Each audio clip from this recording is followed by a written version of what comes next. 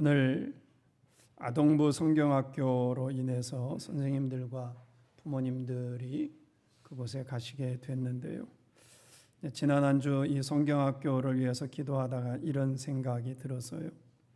아이들이 청소년기만 돼도 부모나 어른들의 말을 잘 들으려고 하지 않아요.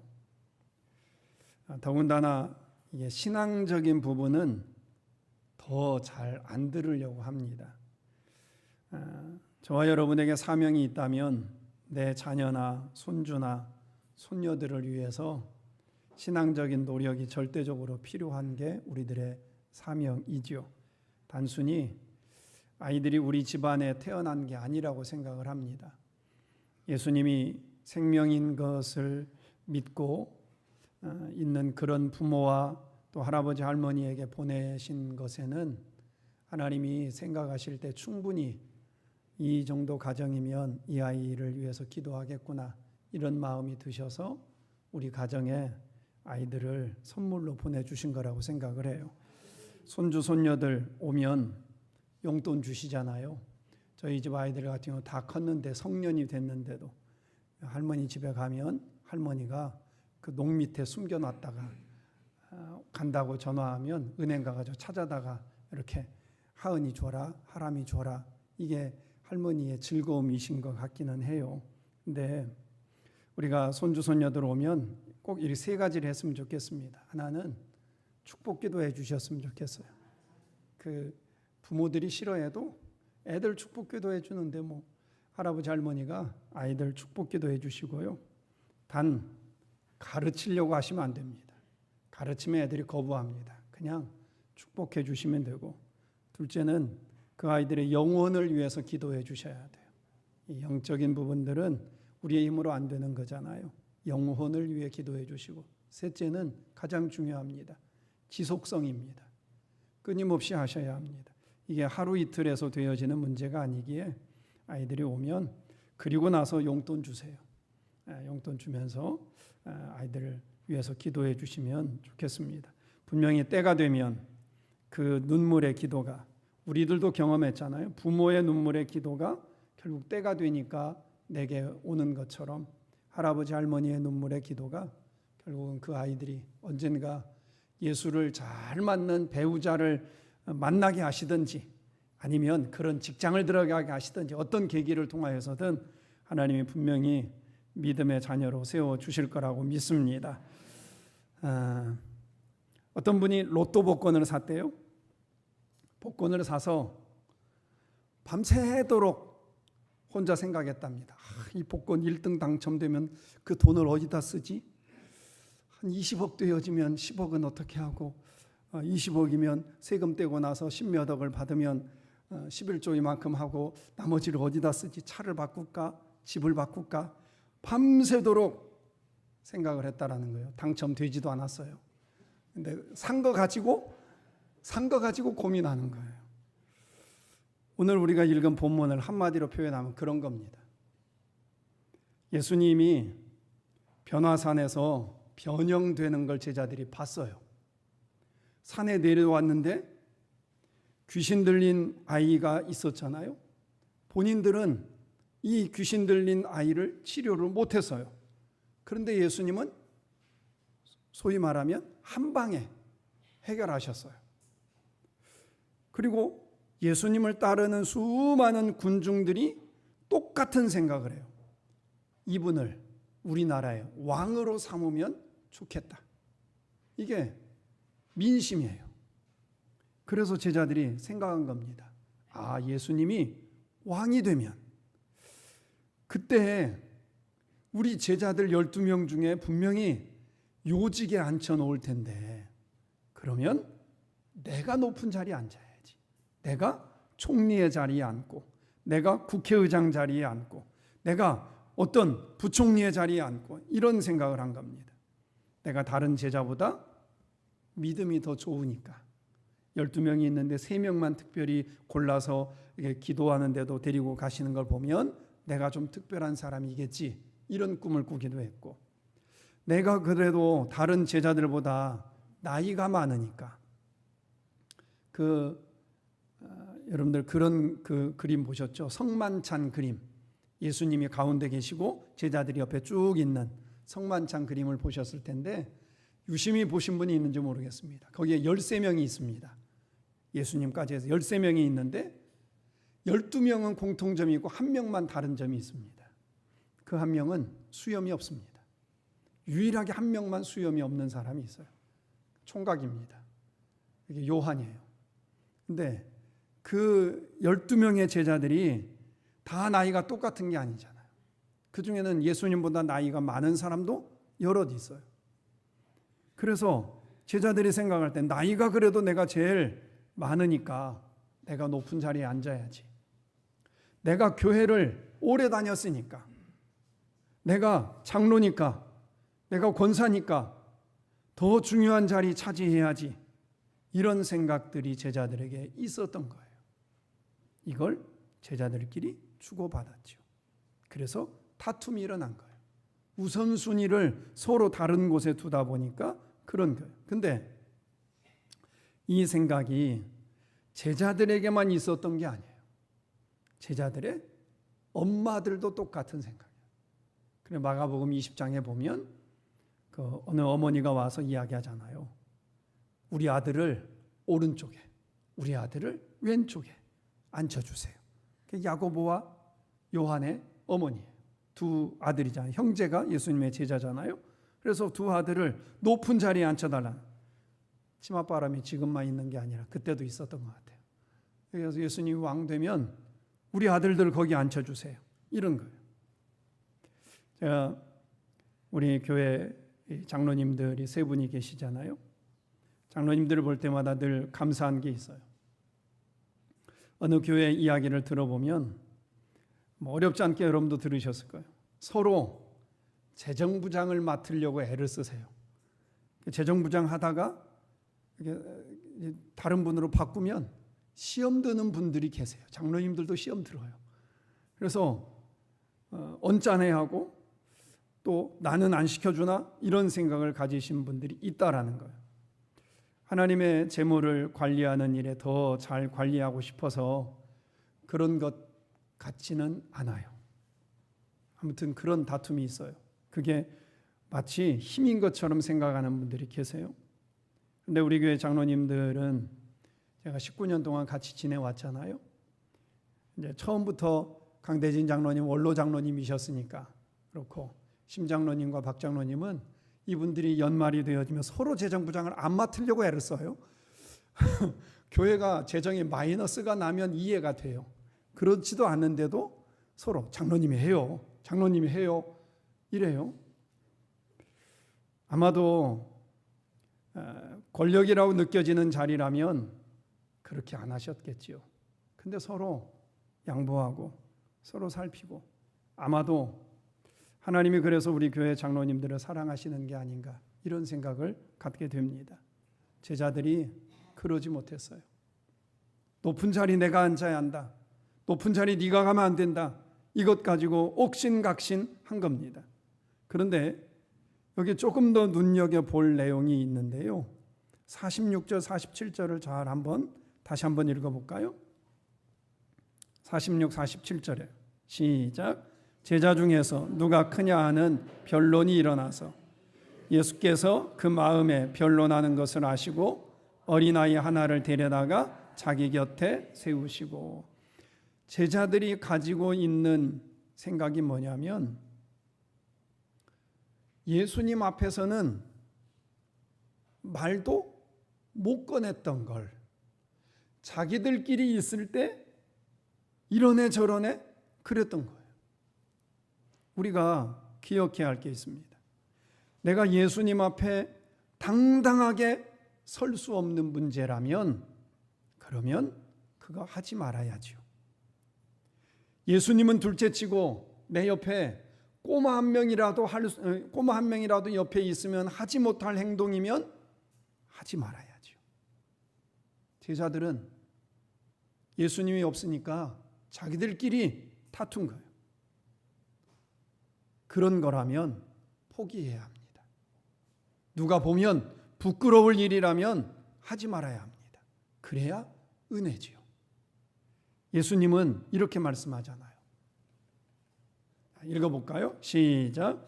인자가 온 것은 섬김을 받으려 함이 아니라 도리어 섬기려 하고 자기 목숨을 많은 사람의 대속물로 주려 함이니라. 예수님은 오신 이유가 뭐예요?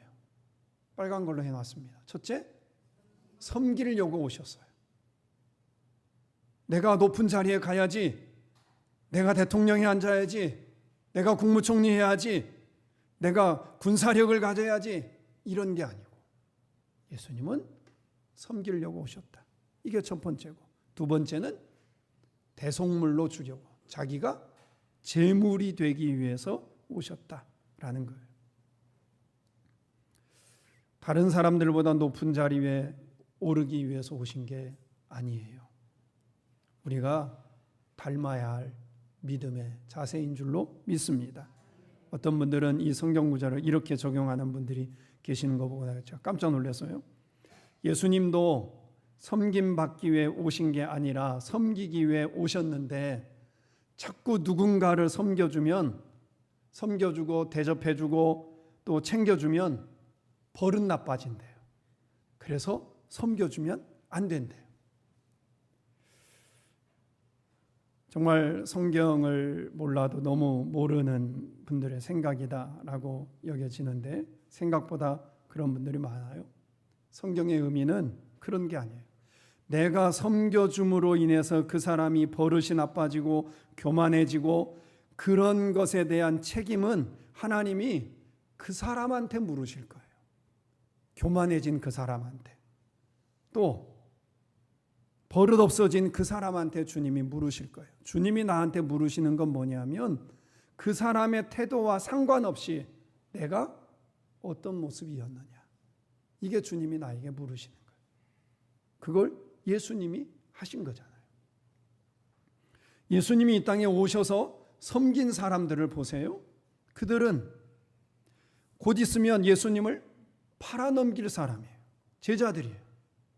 나 예수 몰라요. 은 30 받고 돈 얼마 받고 이 사람을 죽음에 넘겨줄 제자예요. 또 예수를 못 박아라 라고 외치는 그 사람들을 위해서 주님이 섬겨요. 그냥 우리가 생각한 대로 보면 당신을 팔아넘길 사람을 뭐하러 섬겨요? 버릇 나빠졌는데. 자기를 십자가에 못 박아라 외치는 사람들을 위해서 뭐하러 예수님이 죽음의 길을 가시냐 말이에요. 그럴 이유가 없어요. 그런데 그렇게 하잖아요. 그들이 지금까지 어떻게 했던, 앞으로 어떻게 변하던, 얼마나 버릇이 나빠지든 교만해지든 사단의 하수인이 되어지든 그것과 상관없이 예수님은 무작정 그냥 섬겼잖아요. 끝까지 그들을 위해 희생하셨어요. 성도 여러분, 높아지려고 애쓰는 사람이 아니라 섬기려고 애쓰는 저와 여러분이 되기를 소망합니다. 상대방의 반응에 따라 움직이는 건 그리스도인이 아닙니다.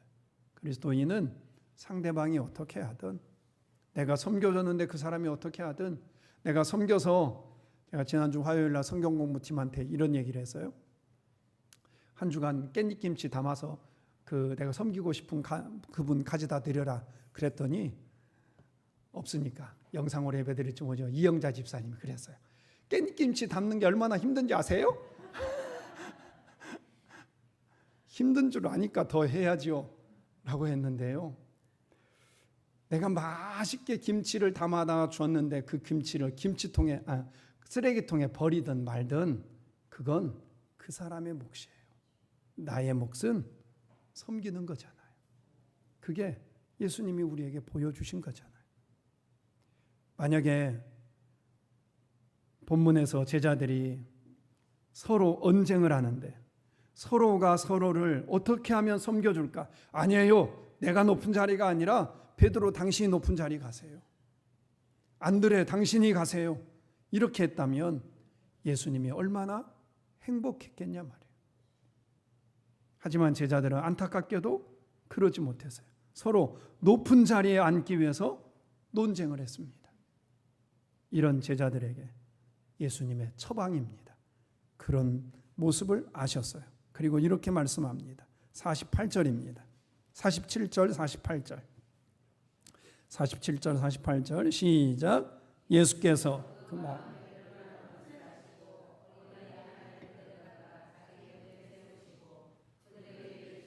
누구든지 내 이름으로 이런 어린아이를 영접하면 곧 나를 영접함이요 또 누구든지 나를 영접하면 곧 나를 보내신 이를 영접함이라. 너희 모든 사람 중에 가장 작은 그가 큰 자니라. 아멘. 의외로 제가 보기에 오른쪽 자리가 오늘 썰렁하니까 예배도 좀 썰렁합니다. 우리가 성경을 읽어도 조금 힘을 내서 읽으셨으면 좋겠어요. 주일날 결석을 해도 교대 결석했으면 좋겠어요. 같은 날 한꺼번에 결석하지 말고 그러면 더 낫지 않을까 생각을 해봅니다. 어린아이 한 명을 예수님이 앞에 세웠어요. 그리고 말씀합니다. 누구든지 내 이름으로 이런 어린아이 하나를 영접하면 그것이 예수님을 영접하는 거고, 그 예수님을 영접하는 것이 곧 하나님을 영접하는 것이다.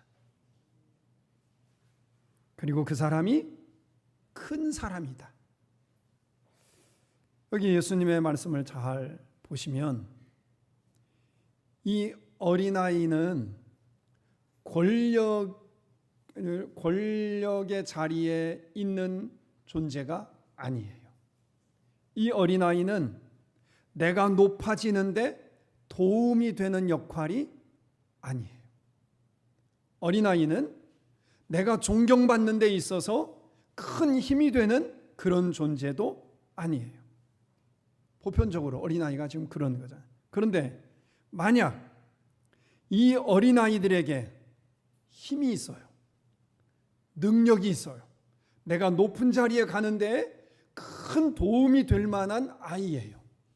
그러면 어떻게 했을까요?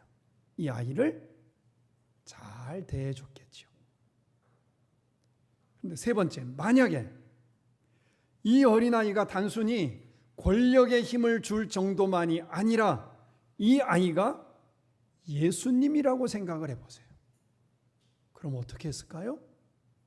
아마 버선발로 뛰어나가서 이 아이를 영접하고 제일 좋은 자리에 앉히고 아들 오래간만에 오면 맛있는 김치찌개 끓여주려고 했던 그거 해주든지 불고기 해주든지 가장 잘 대우했겠죠. 극진히 대접했겠죠. 그런데 이 어린아이에게는 그런 능력도 없고 예수님도 아닌 거예요. 그래서 잘 섬겨야겠다라는 생각도 해본 적도 없고 그럴 이유도 없는 거예요. 그런데 성경은 오묘하게 써 있습니다. 48절을 제가 다시 한번 읽어보겠습니다. 그들에게 이르시되 누구든지 내 이름으로 이런 어린아이를 영접하면 곧 나를 영접함이요 또 누구든지 나를 영접하면 곧 나를 보내신 이를 영접함이라. 너희 모든 사람 중에 가장 작은 그가 큰 자니라. 예수님의 말씀 속에 보면 이 어린아이가 누구냐면 예수님이에요.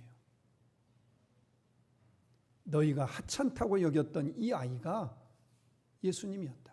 너희는 높은 자리만 차지하려고 하고 섬김 받으려는 데만 애를 썼지만 이 어린아이, 아무도 예수님일 거라고 생각하지 않았던 이 어린아이 속에 예수님이 계셨던 거예요. 성경 구절 하나를 보겠습니다. 자, 읽어봅니다. 시작. 저녁 때 그 두 천사가 소돔에 이르니 마침 롯이 소돔 성문에 앉아 있다가 그들을 보고 일어나 영접하고 땅에 엎드려 절하며. 롯이 삼촌을 떠나서 소돔성에 가 있었습니다. 성문에 앉아 있었어요. 많은 사람들이 오고 갑니다. 그때 아브라함의 집에 들렸던 천사, 날개 달린 천사가 아니에요. 그냥 저처럼 생긴 평범한 아저씨예요. 그 천사 둘이 성문에 들어옵니다. 다른 사람들도 그 천사 둘을 봤습니다. 근데 천사로 안 보여요. 그래서 그냥 평범한 아저씨처럼 대우했어요. 그런데 누구의 눈에만 보여요? 롯의 눈에 보인 거예요. 그래서 그들을 보고 일어나서 가서 엎드려서 절을 합니다. 천사인 걸 한눈에 알아본 거예요. 그리고 자기 집에 모시고 갑니다. 극진히 대접을 합니다. 그랬더니 이 천사가 이야기해 주잖아요. 이 성이 멸망할 거다. 그때 뒤도 돌아보지 말고 뛰쳐나가라. 천사를 영접하지 않았다면 어떻게 됐을까요? 천사를 못 알아봤다면 어떻게 됐을까요? 어린아이는 늘 내가 돌봐줘야 할 대상입니다. 늘 징징댑니다. 철없습니다. 귀찮게 합니다. 마음을 졸이게 합니다. 뭔가를 도움받기보다는 늘 돌봐줘야 할 대상이 어린아이입니다. 그런데 그 사람이 예수님이었던 거잖아요. 그 사람이 내가 섬겨야 할 대상이었던 거예요. 우리가 실제로 예수님을 만나고 예수님에게 직접 그분을 섬기고 이런 일은 불가능합니다. 그렇잖아요. 우리가 직접 예수님을 만나고 예수님을 대접하고 이런 건 불가능해요. 그래서 예수님이 어린아이의 모습을 가지고 우리에게 오시는 겁니다. 나를 귀찮게 하는 그 사람의 모습으로 내게 오시는 거고, 나를 화나게 만드는 그 사람의 형상으로 나한테 오는 겁니다. 내가 늘 신경 써줘야 할 그 대상의 모습으로 예수님이 우리 앞에 나타나시는 거예요. 요즘 여러분 곁에 누가 있는지를 한번 보셨으면 좋겠어요. 여러분을 힘들게 하는 분이 계세요? 나를 지치게 하고 속상하게 하는 그런 사람이 있으신가 한번 보세요. 또 내 손길이 꼭 필요한, 내가 정말 누군가에게 그 사람이 섬김받아야 할 대상인데 그 사람이 내 곁에 있다면 어쩌면 그 사람이 예수님이 아닐까요? 예수님이 그 사람의 모습으로 내 옆에 오신 게 아닐까? 그런 생각을 해봅니다. 그를 잘 섬기는 것이, 남들도 다 천대하는 그 사람인데, 어린아이인데 그를 잘 섬기는 것이 주를 섬기는 것이다, 이렇게 말씀합니다. 예수님은 예수님과 전혀 상관없는 사람들을 위해서 죽으셨어요. 희생하셨어요. 구원의 은혜를 베푸셨어요. 이번 한 주도 우리가 내 곁에 온 그 사람들, 내게 도움이 되는 사람이면 내가 잘 대우해 주겠죠. 근데 도움이 안 되는 사람이 왔다면 그 사람들까지도 이 사람이 예수님이다, 예수님을 섬기는 마음으로 우리가 섬길 수 있기를 소망합니다. 하나만 더 봅니다. 49절 50절입니다. 49절 50절 시작. 요한이 여짜오되 주여 어떤 사람이 주의 이름으로 귀신을 내쫓는 것을 우리가 보고 우리와 함께 따르지 아니하므로 금하였나이다. 예수께서 이르시되 금하지 말라. 너희를 반대하지 않는 자는 너희를 위하는 자니라 하시니라. 예수님의 말씀을 듣고 있던 요한이 갑자기 예전에 자기가 했던 일이 기억났습니다. 자기들과 함께하지 않는데 어떤 사람이 예수님의 이름으로 귀신을 쫓아내는 거예요. 그래서 지적했어요. 우리와 함께하지도 않는데 예수님의 이름을 빙자해서 귀신을 쫓아내잖아요. 그래서 그거 하지 마라고 했던 거예요. 근데 예수님의 설교를 듣다가 요한이 그때 일이 떠오른 거예요. 그 판단이 옳았나? 내가 그렇게 한 행동이 잘못된 건 아닐까? 이런 생각이 들어서 예수님께 여쭤본 겁니다. 내가 이런 일을 했었습니다. 그랬더니 예수님의 대답이 금하지 말아라 라는 거예요. 뭔가 행동을 하고 말을 했어요. 그때는 그렇게 하는 것이 옳다고 판단이 됐어요. 그런데 시간이 지난 다음에, 믿음이 내가 조금 더 성장한 다음에 그때의 일을 하나님의 말씀으로 비추어 보니까 옳았던 게 아닌 것 같아요. 그러면 내가 했던 판단과 행동을 끝까지 옹호하고 변명해서는 안 되는 일이죠. 근데 그게 쉽지가 않아요. 자존심 상해요. 또 내가 우습게 취급받을지도 모르겠어요. 그런데 하나님이 그런 깨달음을 주셨다면 그건 성령의 감동인 겁니다. 바로잡을 수 있는 기회를 준 거예요. 요한이 지금 그렇게 하고 있는 겁니다. 그랬더니 예수님이 지금부터는 어떻게 해야 할지를 말씀합니다. 50절에 뭐라고 되어 있냐면 그런 일이 일어나면 금하지 말아라. 지금부터는 그렇게 하지 말아라. 비록 나하고 함께하는 사람이 아니라 할지라도, 나하고 생각이 다르다고 할지라도, 나하고 방법이 다르다고 할지라도 금하지 말아라. 용납해 줘라. 라는 거예요. 여쭤보겠습니다. 예수님의 제자 베드로와 바울이 싸운 적이 있을까요? 없을까요? 엄청나게 싸운 적이 있습니다. 막 욕하고 그따위로 전도하느냐고 막 이 베드로와 바울이 엄청나게 싸웠어요. 등을 졌어요. 그런데 어느 날 이들이 회개합니다. 베드로의 전도의 방법과 바울의 전도의 방법이 완전히 달라요. 베드로는 유대인 중심, 바울은 이방인 중심. 어떻게 유대인이 아닌 할례 받지 못한 사람들에게 전도하느냐, 이게 베드로의 생각이에요. 그래서 이것 때문에 막 싸웁니다. 그러다가 어느 날 베드로가 깨닫습니다. 그리고는 이 바울과 화해를 해요.